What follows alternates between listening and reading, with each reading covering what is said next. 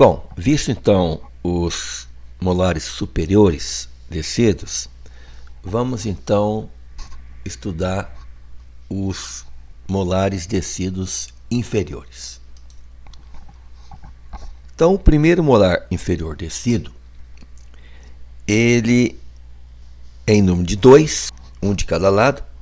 O primeiro molar inferior é o quarto dente do arco e o menos volumoso da série dos molares inferiores. A sua coroa, como a gente pode observar aqui nesta figura, ela é irregularmente cúbica e completamente diferente dos outros molares, podendo ser comparada em virtude do arredondamento de suas faces e bordas a um elipsoide. Vejamos então, primeiramente, a face vestibular desse dente.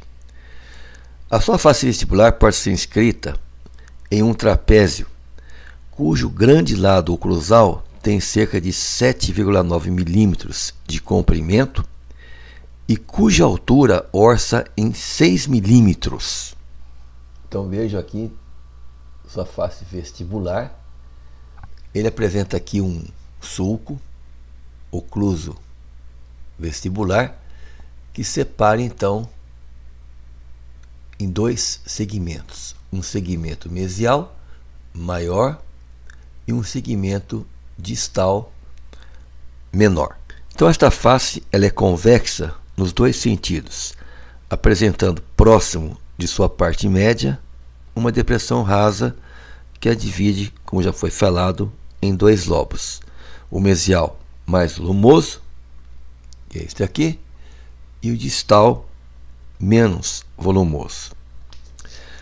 Sua convexidade é mais evidente ao nível da borda cervical. Então, na borda cervical, essa face ela é mais convexa, e particularmente aqui no ângulo triedro, nesta região, vestíbulo cérvico-mesial, onde forma-se uma saliência muito acentuada, denominada então o tubérculo de Zuckerkandl. Além do mais, a partir do terço cervical, essa face inclina-se fortemente para o lado lingual. Das bordas limitantes, a cervical é ondulada. Então veja que ela tem aqui uma ondulação muito saliente e inclinada para cima do lado distal. Então ela tem uma inclinação para cima do lado distal. A borda mesial é muito arredondada e é quase vertical. A borda livre apresenta um entalhe ligeiro que separa dois sestões correspondentes às cúspides mésio e disto vestibular, que está aqui, essa região aqui. Face lingual.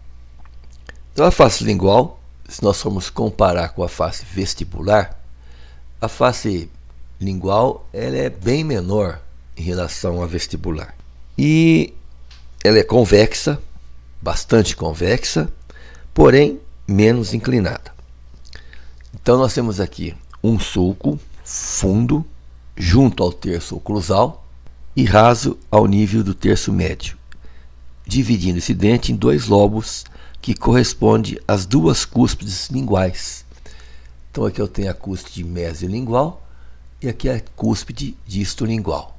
Então este segmento mesial ele é maior do que o segmento distal.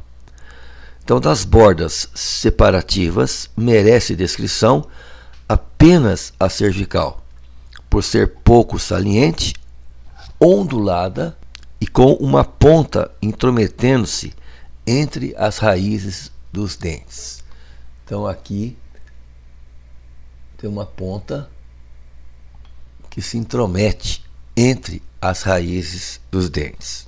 Faces proximais são irregularmente trapezoidais, de grande lado cervical, convexas, sendo a distal muito mais do que a mesial.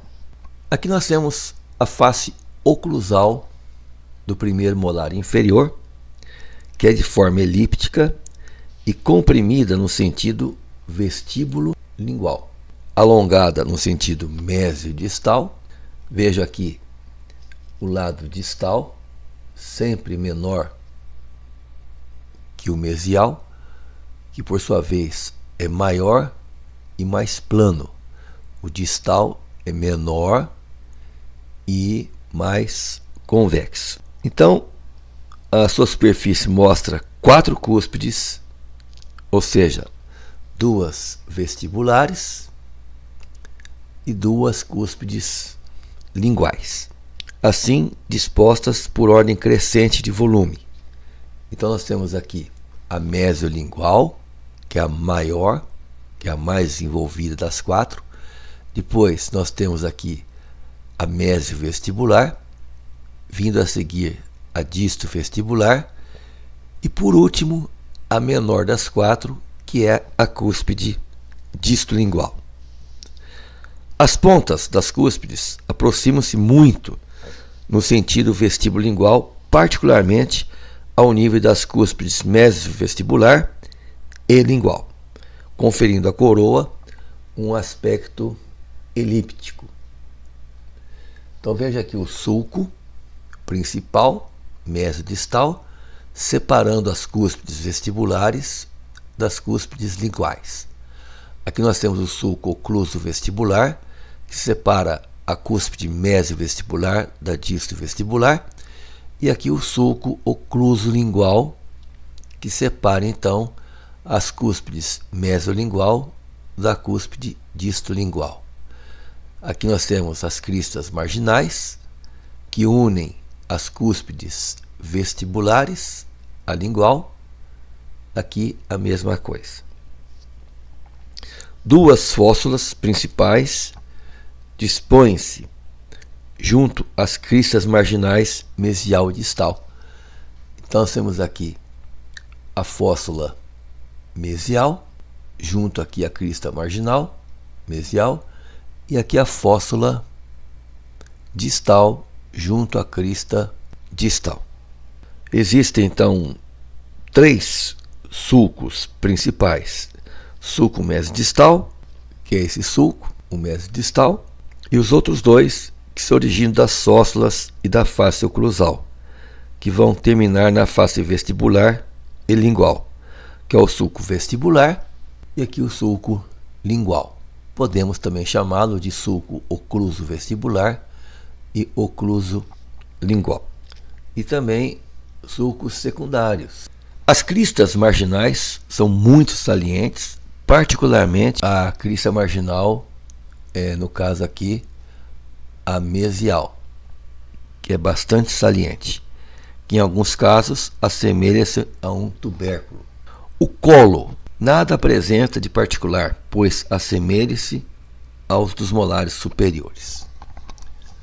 Aqui nós estamos vendo o tubérculo do Zuckercândio. Agora, vejamos as raízes. Os molares inferiores, a exemplo dos molares inferiores permanentes, os molares descidos, todos apresentam 2 raízes, uma mesial e uma distal, da mesma forma que os molares inferiores, que apresentam uma raiz mesial e outra distal. Então nós temos 2 raízes, a mesial e a distal, que são geminadas. Então veja bem aqui, raiz mesial, raiz distal. Elas são geminadas 2 a 2, são muito longas e delgadas, mostrando-se fortemente achastadas no sentido mesiodistal. Então ela tem um achatamento bastante grande no sentido mesiodistal. A partir do bulbo, o bulbo é onde elas têm sua origem. Então, a partir do bulbo, onde elas têm a sua origem, elas divergem fortemente. Então, há uma grande divergência. Isto para alojar aqui o folículo do dente permanente. A raiz mesial sempre é mais desenvolvida do que a raiz distal. Então a raiz mesial é sempre mais desenvolvida que a raiz distal. As respectivas faces interradiculares são profundamente sulcadas, como que para acolher então o folículo do dente definitivo. Não muito raramente, suas pontas encurvam-se aprisionando o dente definitivo entre suas raízes, como nós estamos vendo aqui nessa figura. Então aqui a face interradicular. Esta ocorrência tem importância cirúrgica, dada a possibilidade da extração concomitantemente do dente permanente. Nós vamos ver mais para frente uma figura mostrando uma odontosecção. Então, assim como nos molares superiores, numa extração precoce antes do tempo de um dente descido, então o que vai acontecer? O folículo ele ainda está em desenvolvimento nessa face interradicular. Se o profissional ele extrai o dente descido numa fase precoce, essas raízes elas estão alojando esse folículo. Esse folículo pode sair junto com a extração do dente descido.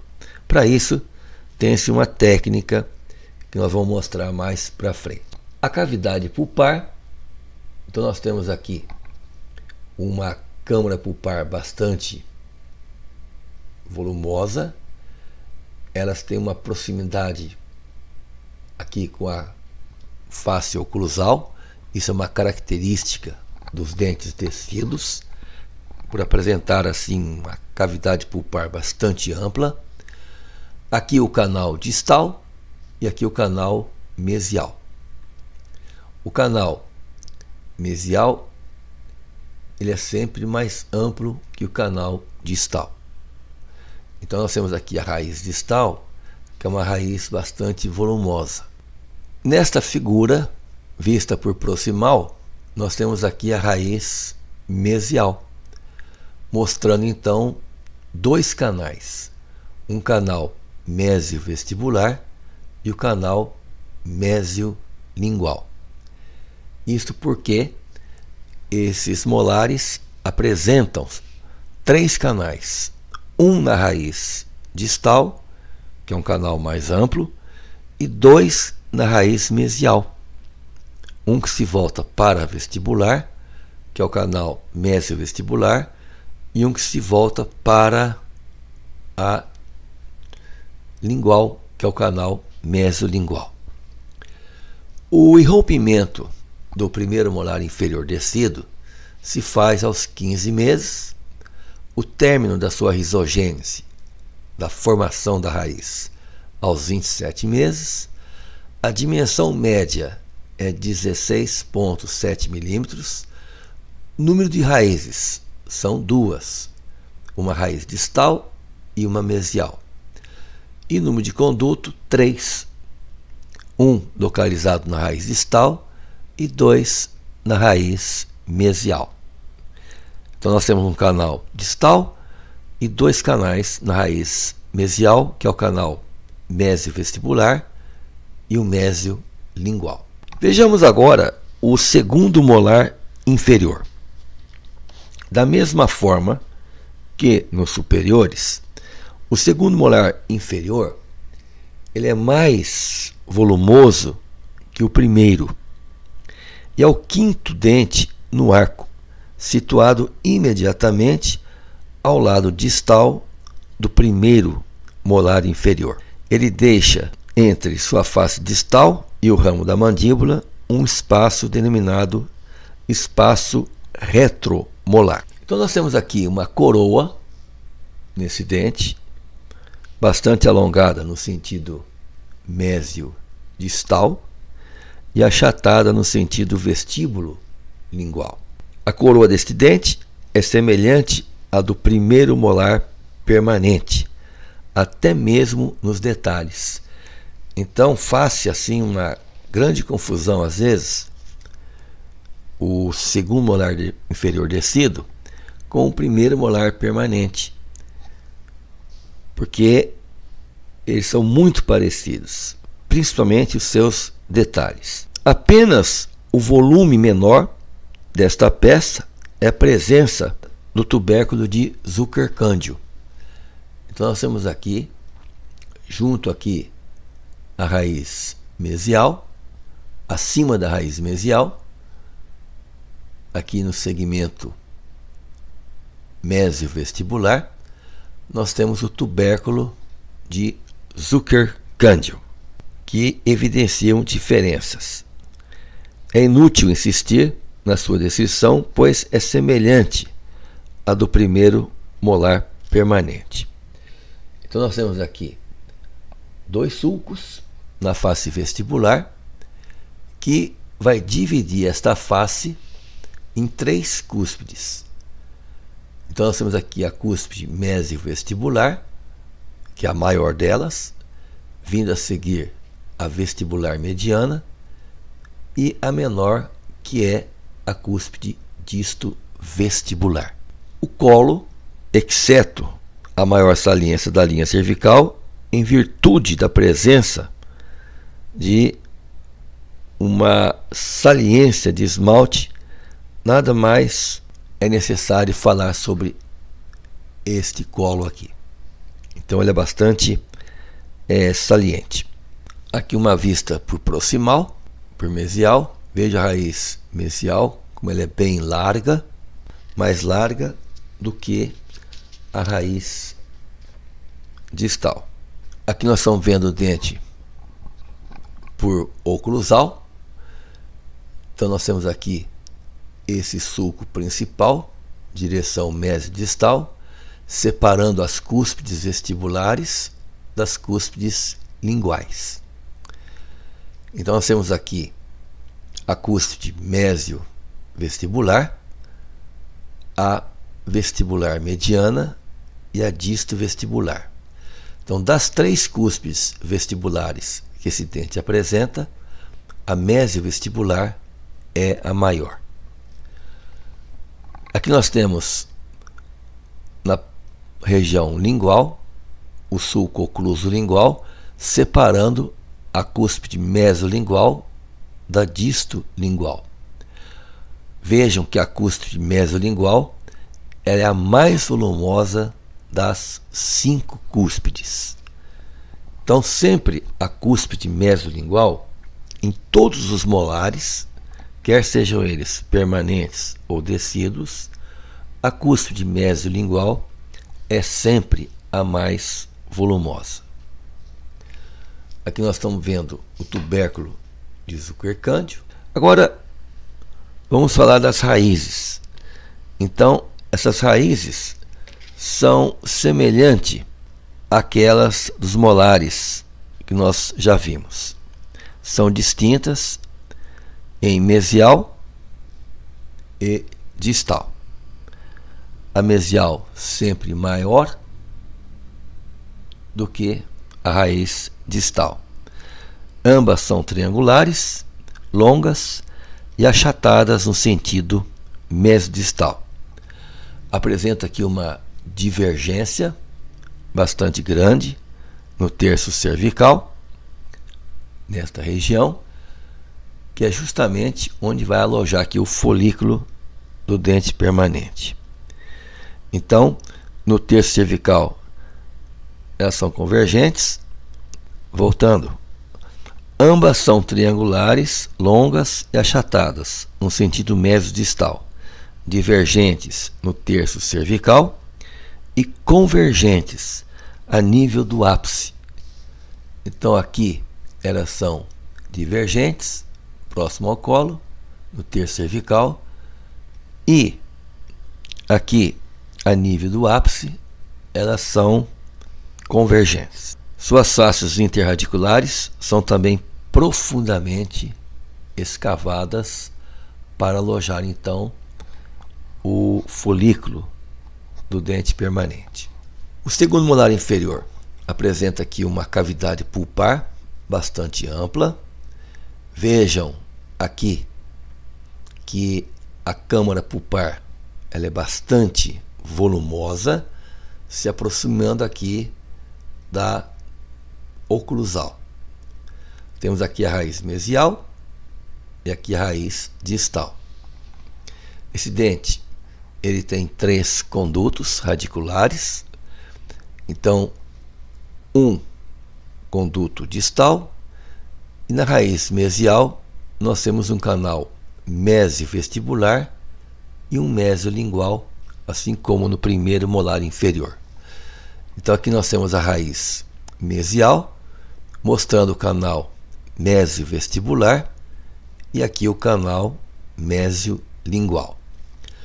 O irrompimento desse dente se faz por volta dos 25 meses.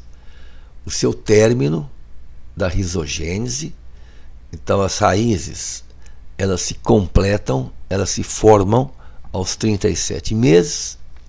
A sua dimensão média é de 15 milímetros. Número de raiz, 2 raízes, e número de condutos, 3 condutos radiculares. 1 na raiz distal e 2 na raiz mesial. Aqui nós temos os molares inferiores descidos, vistos por vestibular e por oclusal. Então aqui os primeiros molares descidos e aqui os segundos molares descidos. Vejam que o primeiro ele é bem menos volumoso em relação ao segundo. Então o segundo molar descido inferior ele é bem mais volumoso que o primeiro. Aliás, o segundo molar inferior descido se assemelha muito ao primeiro molar inferior permanente. Aqui as raízes são longas, elas são divergentes a nível aqui cervical e convergentes no terço apical.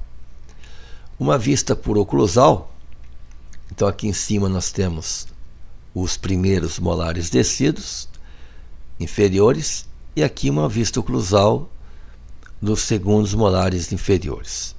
Vejam que essas faces oclusais são bem menores em relação às do segundo molar inferior.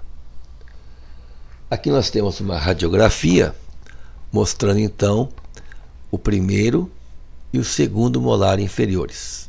O primeiro bem pequeno e aqui o segundo molar descido bem mais volumoso que o primeiro. Aqui nós temos os permanentes, os pré-molares, entre as raízes dos dentes descidos. Nesta radiografia, nós temos aqui um segundo molar inferior descido, onde já está ocorrendo aqui a risólise, a esfoliação raízes, à medida que o permanente ele vai evoluindo, ele vai provocando então a esfoliação, ou seja, a reabsorção das raízes do dente descido. Aqui a mesma coisa, do outro lado. Então nós temos aqui o segundo molar inferior descido e aqui o pré-molar reabsorvendo então as raízes desse segundo molar. Aqui houve uma perda precoce do segundo molar inferior descido e foi colocado aqui um aparelho denominado banda alça, que é um mantenedor de espaço. É um anel, uma banda, e soldada à banda tem aqui um fio de 1 milímetro. Esse fio ele fica encostado aqui, no caso, no primeiro molar inferior descido, aqui na distal do dente, e mantendo aqui esse espaço. Então a gente está vendo na radiografia que o segundo pré-molar ele está irrompendo.